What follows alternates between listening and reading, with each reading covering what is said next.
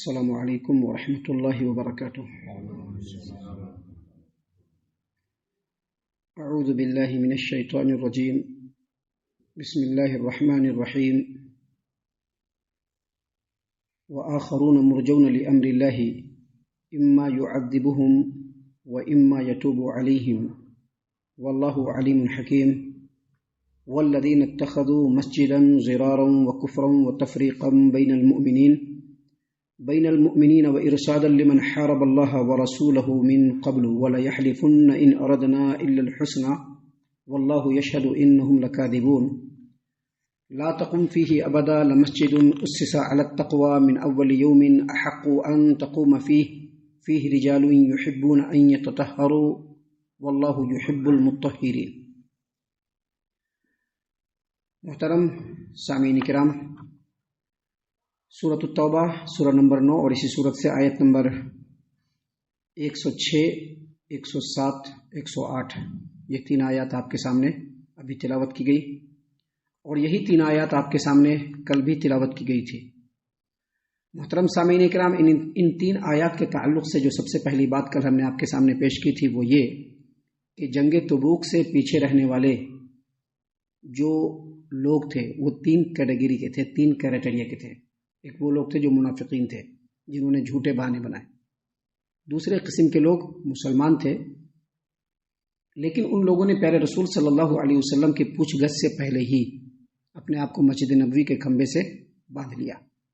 یہاں تک کہ اللہ تبارک و تعالیٰ نے ان کی معافی کے لیے وحی نازل فرمائی، اور پھر نبی صلی اللہ علیہ وسلم نے اپنے ہاتھوں سے ان کو کھولا۔ محترم سامعین کرام، تیسرے قسم کے جو لوگ تھے وہ ابی بن کعب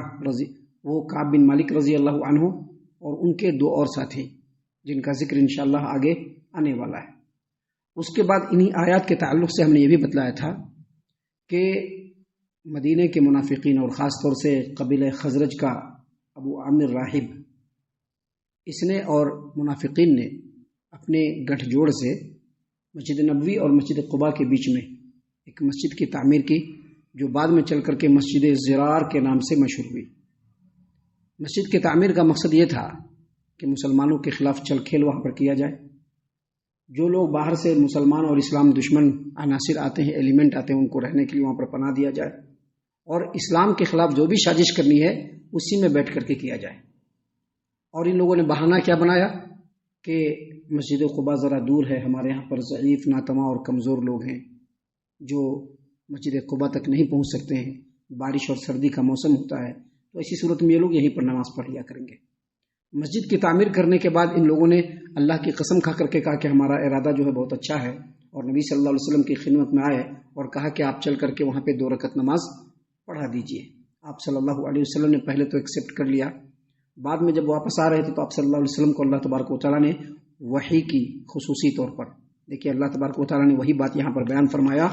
لا تقم فیہ ابدا، اے محمد صلی اللہ علیہ وسلم آپ کو اس مسجد میں ہرگز کھڑا نہیں ہونا ہے، کبھی بھی کھڑا نہیں ہونا ہے۔ کیا مطلب؟ آپ کو اس مسجد میں نماز نہیں پڑھنا ہے۔ یہ حکم نبی صلی اللہ علیہ وسلم کو بھی اور نبی صلی اللہ علیہ وسلم کے ساتھ آپ کی امت کے لوگوں کو بھی، کہ آپ کو نماز وہاں پہ نہیں پڑھنا ہے۔ محترم سامعین کرام، اس کے بعد جو بات ہوئی میں نے آپ کو بتلایا کہ نبی صلی اللہ علیہ وسلم نے 2 صحابہ کو بھیجا، 2 صحابی کو، اور کہا کہ مسجد کو فوراً خاکستر کیا جائے، جلایا جائے، کیونکہ وہ مسجد نہیں بلکہ مسلمانوں کے درمیان تفریق پیدا کرنے کی جگہ ہے، وہ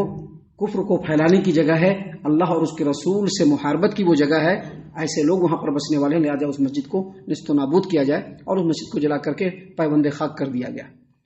اللہ تبارک و تعالیٰ نے پھر آگے نبی صلی اللہ علیہ وسلم کو مخاطب کرتے ہوئے فرمایا اور مسلمانوں کو کہ لمسجد اسس علی التقوی من اول یوم احق ان تقوم فیہ، البتہ وہ مسجد جس مسجد کی بنیاد روز اول سے ہی تقوی کی بنیاد پر،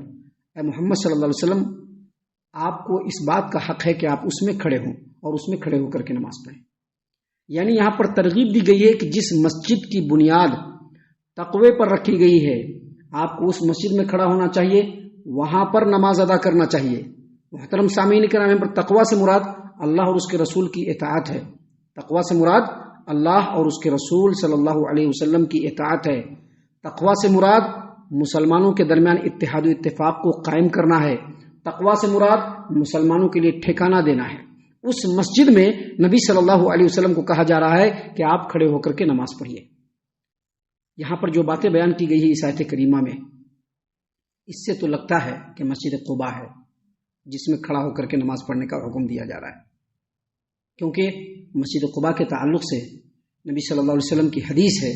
کہ مسجد قباء میں نماز پڑھنا عمرہ کے ثواب کے برابر ہے، اور نبی صلی اللہ علیہ وسلم مسجد قباء میں نماز پڑھنے کے لیے سوار ہو کر کے بھی اور پیدل چل کر کے بھی جایا کرتے تھے۔ حدیث میں یہ بھی آتا ہے کہ جب نبی صلی اللہ علیہ وسلم قبیلہ بنی عمرو بن عوف میں تشریف فرما ہوئے اور وہاں پر مسجد قباء کی جب بنیاد ڈالی تو اس کے قبلے کے سمت کا تعین جبرائیل علیہ السلام نے کیا، اور پھر آگے قباء والوں کی ہی تعریف ہو رہی ہے، لہذا اس سے مراد کیا ہے؟ قباء کی مسجد۔ لیکن ایک اور حدیث ہے جو جامع ترمذی ابواب تفسیر القرآن باب ومن سورۃ التوبہ حدیث نمبر 3099 نمبر کی یہ روایت ہے کہ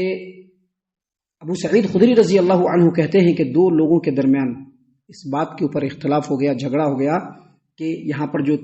ایسی مسجد جس کی روز اول سے بنیاد تقویٰ پر ہے وہ کون سی مسجد ہے؟ تو کچھ لوگوں نے کہا کہ مسجد قباء ہے، بلکہ کچھ لوگوں نے کہا کہ نہیں، مسجد نبوی ہے۔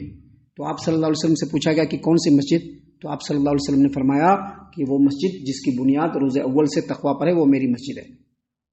تو یہاں پر اختلاف ہوا، لیکن اہل علم نے ان تمام باتوں کا خلاصہ یہ بتلایا ہے کہ نبی صلی اللہ علیہ وسلم کا یہ کہنا کہ میری مسجد مسجد نبوی اس کی بنیاد روز اول سے تقویٰ پر، یہ بات بالکل صحیح ہے، لیکن اس آیت کریمہ کے تعلق سے نہیں۔ یہاں پر اس آیت کریمہ میں جس مسجد کے اندر نماز پڑھنے کا حکم نبی صلی اللہ علیہ وسلم کو دیا گیا ہے وہ مسجد قباء ہے، کیونکہ آگے اللہ تبارک و تعالیٰ نے مزید فرمایا فیہ رجال یحبون ان یتطہروا، مسجد قباء میں ایسے لوگ آتے ہیں جو پاکیزگی کو پسند کرتے ہیں، پاکیزگی کو۔ اس سلسلے میں ایک حدیث ہے جس کو مفسرین نے اپنی تفسیری کتابوں کے اندر روایت کیا ہے کہ عویم بن ساعدہ انصاری رضی اللہ عنہ سے روایت ہے، ان سے روایت ہے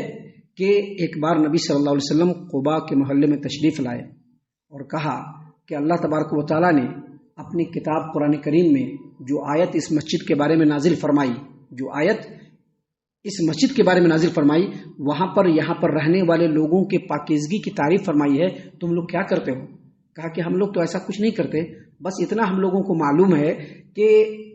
ہم لوگوں کو اتنا معلوم ہے کہ یہاں پر کچھ یہودی لوگ رہا کرتے تھے اور وہ لوگ جب قضاء حاجت کیا کرتے تھے تو قضاء حاجت کے بعد اپنی پیٹھ کو دھو لیا کرتے تھے، تو ہم لوگ بھی قضاء حاجت کے بعد اپنی پیٹھ کو دھو لیتے ہیں، اسی لیے اللہ تبارک و تعالیٰ نے ان کی تعریف کی۔ اس سے یہ پتہ چلا کہ وہ مسجد کیا ہے؟ قباء ہے۔ اللہ تبارک و تعالیٰ نے فرمایا لمسجد اسس علی التقوی من اول یوم احق ان تقوم فیہ رجال یحبون ان یتطہروا واللہ یحب المطہرین، یعنی اے محمد صلی اللہ علیہ وسلم البتہ وہ مسجد جس کی بنیاد روز اول سے ہی تقویٰ پر ہے، زیادہ حق ہے کہ آپ اس میں کھڑے ہو کر کے نماز پڑھیں، کیونکہ وہاں پہ کچھ لوگ ہیں جو پاکیزگی کو پسند کرتے ہیں اور اللہ تبارک و تعالیٰ بھی پاکیزگی کو پسند کرنے والے ہیں۔ یہاں پر اس آیت کریمہ سے دو بات بالکل کلیئر ثابت ہوئی۔ پہلی بات یہ کہ ایسی مسجدوں میں نماز پڑھنا مستحب اور افضل ہے جس مسجد کی بنیاد روز اول سے ہی تقویٰ پر ہو۔ ابھی دنیا میں آج بھی بہت ساری مسجدیں اس لیے لوگ بناتے ہیں کہ اس مسجد کا جو مقصد ہوتا ہے کچھ اور ہوتا ہے، اس مسجد کا مقصد لوگوں کو توحید پہنچانا نہیں ہوتا ہے بلکہ لوگوں کو سخت پہنچانا ہوتا ہے، مسلمانوں کی مخالفت مقصود ہوتی ہے۔ ایسی مسجدوں میں ہرگز نماز نہیں پڑھنا چاہیے۔ یہ اللہ تبارک و تعالیٰ کے رسول صلی اللہ علیہ وسلم پر جو قرآن نازل ہوئی اس میں اللہ نے یہ حکم دیا ہے کہ ایسی مسجدوں میں نماز پڑھنا مستحب ہے جس مسجد کی بنیاد روز اول سے ہی تقویٰ پر ہوئی ہے، تقویٰ پر ایسی مسجدوں میں نماز پڑھا جائے، یہ مستحب ہے۔ اور دوسری بات یہ معلوم ہوتی ہے کہ ایسے لوگوں کے ساتھ نماز پڑھا جائے، اور یہ مستحب ہے جو لوگ نیکی کرنے والے، اللہ اور اس کے رسول کی اطاعت کرنے والے، پاکیزگی اختیار کرنے والے، ظاہری پاکیزگی بھی اور باطنی پاکیزگی بھی اختیار کرنے والے ہیں، ایسے لوگوں کے ساتھ نماز پڑھنا مستحب ہے۔ اس آیت کریمہ کی تفسیر میں ایک حدیث حافظ ابن کثیر رحمہ اللہ نے اپنی تفسیر ابن کثیر کے اندر نقل فرمایا ہے کہ مسند احمد کے اندر ایک روایت ہے کہ ایک صحابی سے روایت ہے وہ کہ نبی صلی اللہ علیہ وسلم ایک مرتبہ فجر کی نماز ادا کر رہے تھے، کوئی نماز ادا کر رہے تھے نبی صلی اللہ علیہ وسلم، تو نماز میں آپ صلی اللہ علیہ وسلم نے سورۃ الروم کی تلاوت شروع کی اور نماز میں ہی بھولنا شروع کر دیے، بھولنے لگے نبی صلی اللہ علیہ وسلم۔ جب نماز مکمل کر لیا نبی صلی اللہ علیہ وسلم نے تو لوگوں کی طرف پھر کر کے نبی صلی اللہ علیہ وسلم نے کہا کہ میں نماز میں قرآن پڑھتا ہوں اور قرآن پڑھنا میرے لیے دشوار ہوتا ہے، ڈسٹرب ہوتا ہے، میں بھولنے لگتا ہوں، اور ایسا اس لیے ہوتا ہے کہ پیچھے جو لوگ آتے ہیں وہ صحیح ڈھنگ سے وضو اور طہارت نہیں لے کر کے آتے ہیں، لہذا آپ لوگ جب مسجد میں نماز کے لیے آئیے تو اچھے ڈھنگ سے طہارت لے کر کے آئیے۔ یہ حدیث ہے نبی صلی اللہ علیہ وسلم کی۔ اس سے یہ پتہ چلا کہ اگر اچھے ڈھنگ سے وضو اور طہارت لیا جائے اچھے ڈھنگ سے تو نماز پڑھنے میں وہ ممد و معاون ثابت ہوتا ہے اور آدمی اچھے ڈھنگ سے نماز پڑھ سکتا ہے۔ تو یہ سب باتیں ہیں جو اس آیت کریمہ کی تفسیر سے ہم کو آپ کے سامنے پیش کرنا ضروری تھا۔ ہم اللہ سے دعا کرتے ہیں کہ اللہ تعالی ہم تمام کو ان تمام باتوں کے اوپر خوب غور و فکر اور تدبر کرنے کے ساتھ ساتھ ان باتوں کے اوپر عمل کرنے کی بھی توفیق عنایت فرمائے، آمین۔ اللہ تعالی ہم تمام کو صحیح معنوں میں پکا سچا مومن مسلمان بنائے، اللہ اور اس کے رسول صلی اللہ علیہ وسلم کی اطاعت و فرما برداری کرنے والا بنائے، صحابہ کرام رضی اللہ عنہم کے طریقے پر چلنے والا بنائے، جنت الفردوس میں جگہ عطا فرمائے۔ اے اللہ ہم تمام کو جہنم سے پناہ دے، اے رب العالمین ہم تمام کو جہنم سے پناہ دے، اے مالک الملک ہم تمام کو جہنم سے پناہ دے، آمین یا رب العالمین۔ وما علینا الا البلاغ المبین۔ تبارك الذي نزل الفرقان على عبده ليكون للعالمين نذيرا